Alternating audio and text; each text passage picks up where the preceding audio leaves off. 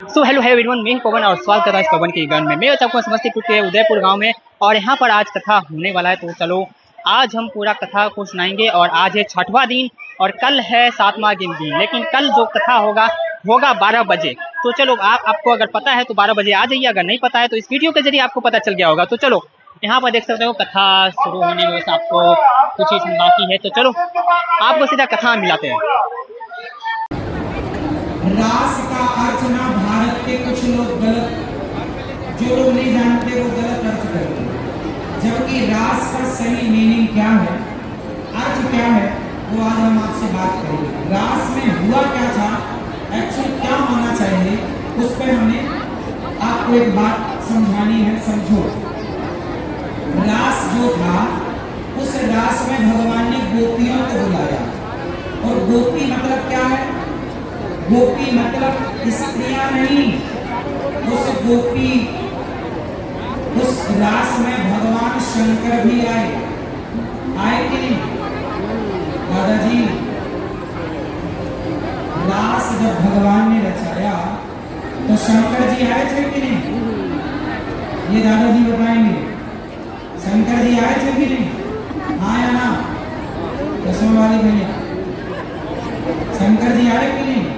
तो शंकर जी क्या बन करके आए थे? जोर से हाँ। तो अब ये बताओ, शंकर जी भी गोपी बनकर आए, तो मतलब ये सिद्ध हो गया कि गोपी स्त्रियों का नाम नहीं।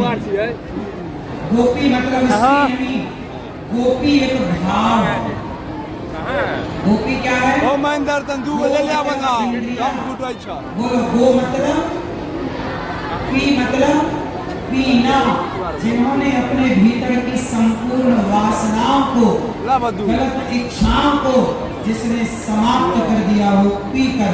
जैसे लोग कहते हैं ना, हम क्रोध पी गए, कंट्रोल। लोग कहते हैं हमें बहुत गुस्सा आया और हम गुस्सा पी गए। ऐसा बिहार में बोलते हैं कि नहीं? क्यों?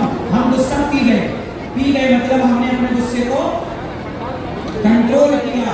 तो गो मतलब इंद्रियां, पी मतलब पीना, जिन्होंने अपनी इंद्रियों को, अपनी इच्छाओं को जिसने कंट्रोल किया है, उनका नाम गोपी है।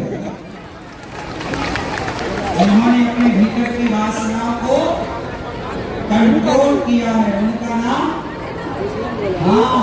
तो गोपियों के संग, अच्छा ये बताओ, शंकर जी की इच्छाएं कंट्रोल है या नहीं?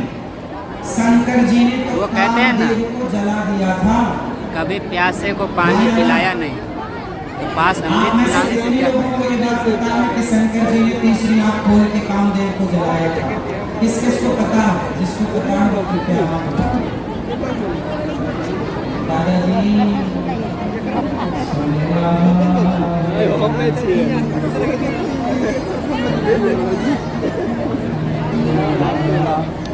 बताओ, शंकर जी ने कामदेव को जलाया था या नहीं? तीसरी आंख खोलकर जब कामदेव आया शंकर जी का ध्यान भंग करने, तो शंकर जी की तीसरी आंख खुली और कामदेव जलकर, जो शिव कामदेव को जलाने वाले हैं वो शंकर जी कहते हैं, हे कन्हैया अपने दास में हमें सम्मिलित कर लो। मतलब ये दास कोई काम और वासना की लीला नहीं, ये तो भक्त का भगवान से मिलन था। रास मतलब भक्त भगवान का बोलो मिलन। शंकर जी कह रहे हैं हमें रास में सम्मिलित कर। तो क्या शंकर जी कोई काम वासना लेकर गए थे रास में? इसका मतलब जो लोग रास को काम वासना की दृष्टि से देखते हैं, उनकी दृष्टि गलत है। सोचिए कि इस संसार में ऐसे लोग भी हैं जो भगवान को भी गलत दृष्टि से देखते हैं, भगवान की भी परिभाषा गलत करते हैं। ऐसे लोग भी हैं जो भगवान पर उंगलियां खड़ी करते हैं। क्यों? क्योंकि वो सत्य को जानते हैं, सत्य से उनका परिचय नहीं है, इसलिए भगवान पर उंगलियां खड़ी करते हैं। यदि समाज भगवान पर उंगलियां खड़ी कर सकता है, तो आप पर उंगलियां खड़ी करने से क्या आशा? तो रास का सीधा सा अर्थ है भक्त और भगवान का।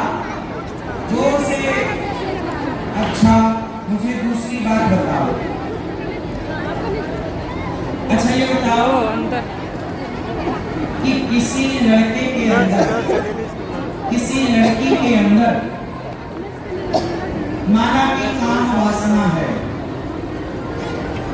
कोई लड़का या कोई लड़की, कोई पुरुष या कोई स्त्री काम वासना में डूबा है या डूबी है, तभी उसके माता पिता आ जाए, लड़की के या लड़के के, तो माता पिता को देखकर काम वासना खत्म हो जाती है कि बढ़ जाती है?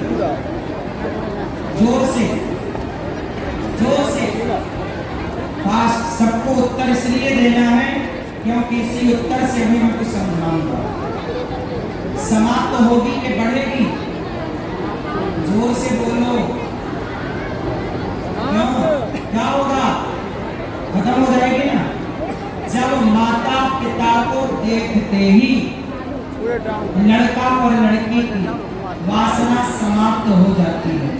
तो जरा विचार करो, जब जगत का पालनहार तुम्हारे सामने आकर खड़ा होगा तो क्या उसे देखकर तुम्हारी वासना खड़ी रहेगी या समाप्त हो जाएगी? उत्तर दो। भगवान को देखकर भी क्या वासना रहेगी? बोलो। ये चली जाएगी। तो गोपियों के सामने कौन खड़ा है? साक्षात भगवान कृष्ण। क्या कृष्ण को देखकर, क्या भगवान को देखकर भी किसी की वासना रह सकती है? जहाँ काम तहाँ राम नहीं, जगह नहीं है। इस भाव से जरा समझिए कि जहाँ भगवान होते हैं वहाँ कोई बुराई नहीं होती, वहाँ वासनाएं नहीं होती। वासनाएं वहाँ होती हैं जहाँ भगवान। तो जब गोपियों के मन में भगवान थे, चित्त में भगवान थे, तो क्या वासना का स्थान रहा होगा? उत्तर दो। अच्छा तो गोपियां भगवान को किस रूप में प्यार करती थी? उत्तर दो। गोपियां कृष्ण को किस रूप में भजती थी? जोर से। चलो बताओ, मीराबाई ने कृष्ण को किस रूप में भजा? मैया, ओ मेरी पंचायती मैया, बोलो मेरी माँ, उनको तुम बोल ही नहीं। बताओ, मीराबाई ने श्री कृष्ण को किस रूप में भजा? क्या? दिल रूप में? जोर से। मैया, रोज मैं कहता हूँ 2-4 रोटी और ज्यादा खाओ, कल 15 रोटी खा के आना, थोड़ा बोल पाओ। मीराबाई ने कृष्ण को किस रूप में भजा? पति के रूप में। किस रूप में भजा? जोर से। पति के रूप में। अब बताओ कि मीराबाई का पति के रूप में भजना श्री कृष्ण को सही था कि गलत था? बोलो। सही था। जाती रही भावना जैसी, प्रभु मूरत देखी न तैसी। मीरा चाहे पति के रूप में भजे, हम लोग क्या कहते हैं? त्वमेव माता च पिता त्वमेव, त्वमेव बंधु च सखा त्वमेव, त्वमेव विद्या द्रविणम त्वमेव, त्वमेव सर्वम। सर्वम मतलब सब कुछ।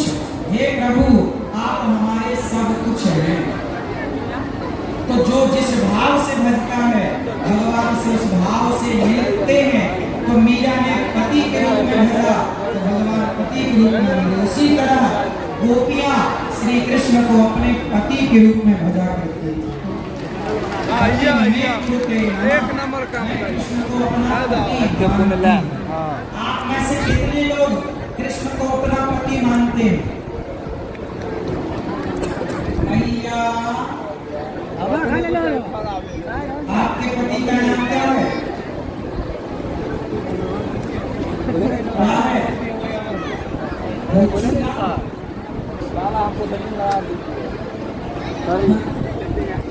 क्या नाम बता रहे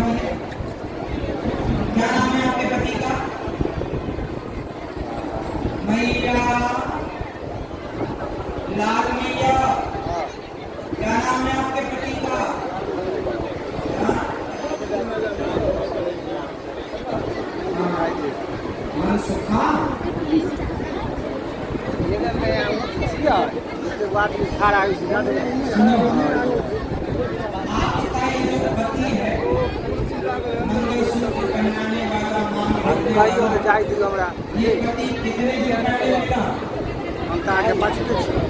कितने साल पहले मिला और कितने साल तक रहेगा।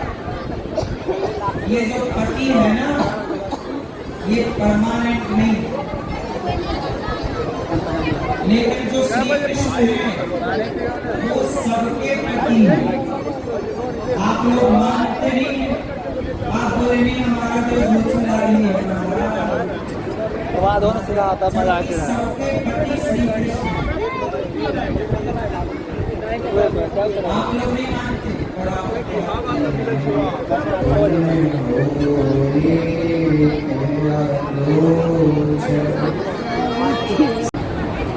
रास का अर्थ ना भारत के कुछ लोग गलत, जो लोग नहीं जानते वो गलत अर्थ करते हैं, जबकि रास का सही मीनिंग क्या है, अर्थ क्या है, वो आज हम आपसे बात करेंगे। रास में हुआ क्या था, एक्चुअली क्या होना चाहिए, उस पर हमें आपको एक बात समझानी है। समझो, रास जो था, उस रास में भगवान ने गोपियों को बुलाया, और गोपी मतलब क्या है, गोपी मतलब स्त्रियां नहीं, उस गोपी, उस रास में भगवान शंकर भी आए कि नहीं दादाजी।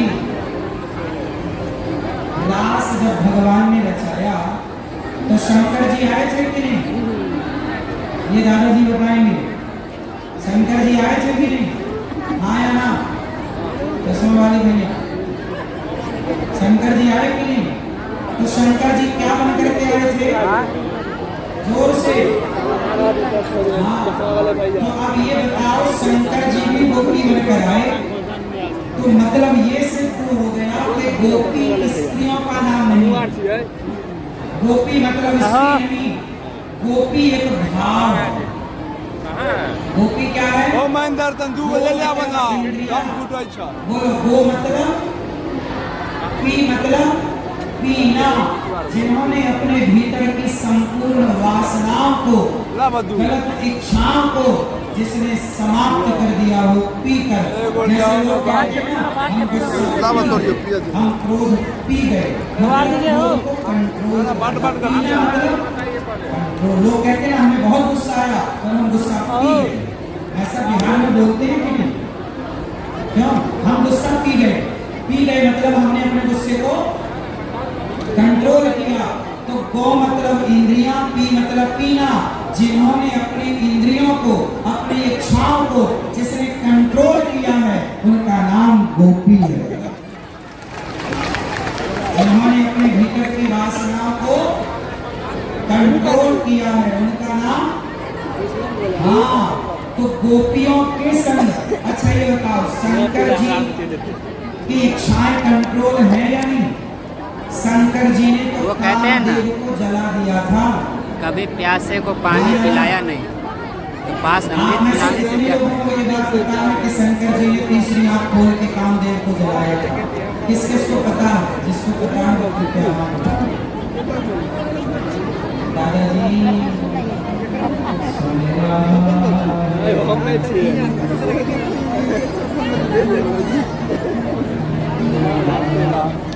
बताओ, शंकर जी ने कामदेव को जलाया था या नहीं, तीसरी आंख खोलकर।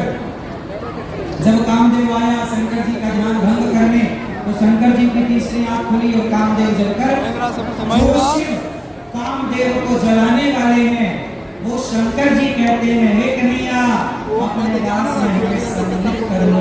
मतलब ये दास कोई काम और वासना की लीला नहीं, ये तो भक्त का भगवान से मिलन था। दास मतलब भक्त भगवान का बोलो मिलन। शंकर जी कह रहे हैं हमें रास में सम्मिलित कर। तो क्या शंकर जी कोई काम वासना लेकर गए थे रास में? इसका मतलब जो लोग रास को काम वासना की दृष्टि से देखते हैं, उनकी दृष्टि गलत है। सोचिए कि इस संसार में ऐसे लोग भी हैं जो भगवान को भी गलत दृष्टि से देखते हैं, भगवान की भी परिभाषा गलत करते हैं। ऐसे लोग भी हैं जो भगवान पर उंगलियां खड़ी करते हैं। क्यों? क्योंकि वो सत्य को जानते हैं, सत्य से उनका परिचय नहीं है, इसलिए भगवान पर उंगलियां खड़ी करते हैं।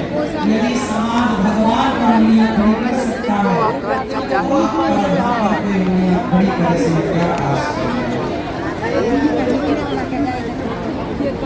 तो रास का सीधा सा अर्थ है भक्त और भगवान का। जोर से अच्छा मुझे दूसरी बात बताओ। अच्छा ये बताओ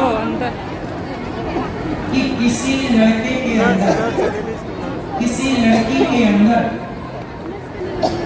माना कि काम वासना है, कोई लड़का या कोई लड़की, कोई पुरुष या कोई स्त्री काम वासना में डूबा है या डूबी है, तभी उसके माता पिता आ जाए, लड़की के या लड़के, तो माता पिता को देखकर काम वासना खत्म हो जाती है कि बढ़ जाती है? जोर से, जोर से, फास्ट। सबको उत्तर इसलिए देना है क्योंकि इसी उत्तर से भी मैं कुछ समझाऊंगा। समाप्त होगी कि बढ़ेगी? जोर से बोलो। क्यों? क्या होगा? खत्म हो जाएगी ना? जब माता पिता को देखते ही लड़का और लड़की की वासना समाप्त हो जाती है। तो जरा विचार करो, जब जगत का पालनहार तुम्हारे सामने आकर खड़ा होगा तो क्या उसे देखकर तुम्हारी वासना खड़ी रहेगी या समाप्त हो जाएगी? उत्तर दो। भगवान को देखकर भी क्या वासना रहेगी? बोलो। ये चली जाएगी। तो गोपियों के सामने कौन खड़ा है? साक्षात भगवान कृष्ण। क्या कृष्ण को देखकर, क्या भगवान को देखकर भी किसी की वासना रह सकती है? जहाँ काम तहाँ राम नहीं, जगह नहीं है। इस भाव से जरा समझिए कि जहाँ भगवान होते हैं वहाँ कोई बुराई नहीं होती, वहाँ वासनाएं नहीं होती। वासनाएं वहाँ होती हैं जहाँ भगवान। तो जब गोपियों के मन में भगवान थे, चित्त में भगवान थे, तो क्या वासना का स्थान रहा होगा? उत्तर दो। अच्छा, तो गोपियां भगवान को किस रूप में प्यार करती थी? उत्तर दो। गोपियां कृष्ण को किस रूप में भजती थी? जोर से, चलो बताओ। मीराबाई ने कृष्ण को किस रूप में भजा? मैया, ओ मेरी पंचायती मैया, बोलो मेरी माँ, उनको कुछ बोलिए। बताओ, मीराबाई ने श्री कृष्ण को किस रूप में भजा? क्या? दिल रूप में? जोर से। मैया, रोज मैं कहता हूँ 2-4 रोटी और ज्यादा खाओ, कल 15 रोटी खा के आना, थोड़ा बोल पाओ। मीराबाई ने कृष्ण को किस रूप में भजा? पति के रूप में। इस रूप में भजा? जोर से। पति के रूप में। अब बताओ कि मीराबाई का पति के रूप में भजना श्री कृष्ण को सही था कि गलत था? बोलो। सही था।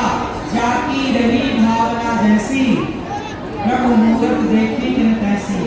मीरा चाहे पति के रूप में भजे, हम लोग क्या कहते हैं? त्वमेव माता च पिता त्वमेव, त्वमेव बंधु च सखा त्वमेव, त्वमेव विद्या द्रविणम त्वमेव, त्वमेव सर्वम। सर्वम मतलब सब कुछ। हे प्रभु, आप हमारे सब कुछ हैं। तो जो जिस भाव से भजता है भगवान से, उस भाव से मिलते हैं।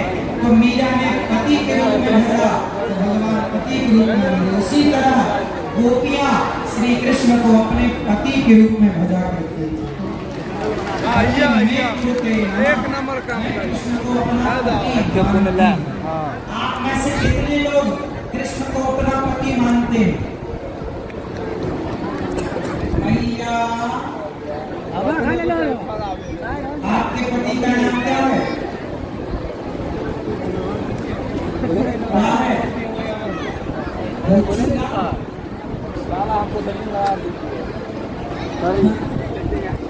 क्या नाम बताया मुझे?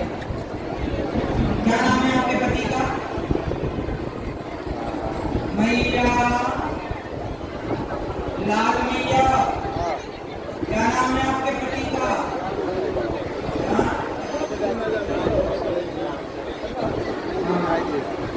सुखा।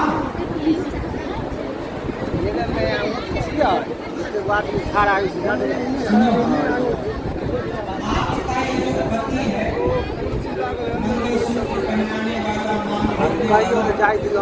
ये पति कितने दिन पहले मिला? कितने साल पहले मिला और कितने साल तक रहेगा? ये जो पति है ना ये परमानेंट नहीं, लेकिन जो श्री कृष्ण है वो सबके प्रति है। आप लोग मानते नहीं, आप बोले नहीं हमारा देव मुझला रही है, सबके प्रति Shri Krishna.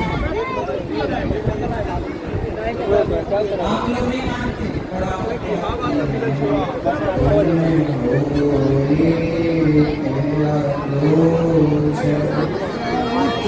So hello hi video, मैं हूं पवन। तो आज कथा आप सुने होंगे तो कथा बहुत ही मज़ा सुनने में आनंद आया होगा। तो आज हम इस ब्लॉग को यहीं पे ख़त्म करते हैं क्योंकि कल लास्टवा दिन है और कल कथा होगा 12 बजे दोपहर को। तो कल 12 बजे आ जाइए अगर आपको मालूम है, नहीं मालूम है तो इस वीडियो के जरिए आपको मालूम पड़ गया होगा। तो चलिए सीधे कल मिलते हैं और कल दिखाते हैं।